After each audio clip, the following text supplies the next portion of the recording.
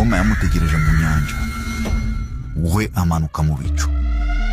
Ni mu mwaka 218 BC. Carthage na Roma bitegura intambara izahindura imiterere yabo.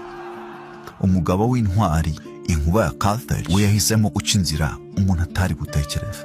Mu gihe kirekire Roma yo yacungaga inkombe, yahoraga itegereje amato azazana ingabo. We yaciye mu majyaruguru ya Gaul muri Alpe, afite ingabo, amafarashi n'inzovu zo muri Afurika. Urubura rutwikira imisozi yose, n'amaraso amanuka atwikira urubura. Imyuzure y'amabuye irasandara, imisozi irasatagurika, abagabo bahinduka urubura bagenda, inzovu nazo zisakuriza mu muyaga. Inkuba ya Carthage atwika amabuye asukaho umuntu usharira kugira ngo amenagure inkuta z'ibitare ashaka inzira. Intambwe imwe ku yindi anyuze ingabo ahantu hadashoboka, aho zitari zikwiriye kugera. Nyuma y'iminsi 15 gusa, abasirikare bamanuka bafite inzara, bananiwe, ariko bari buzuye umuhate. Roma irebye mu majyaruguru, ibona inzovu ziyenguka mu mwotsi w'urubura. Ibitarashobokaga bihinduka ukuri.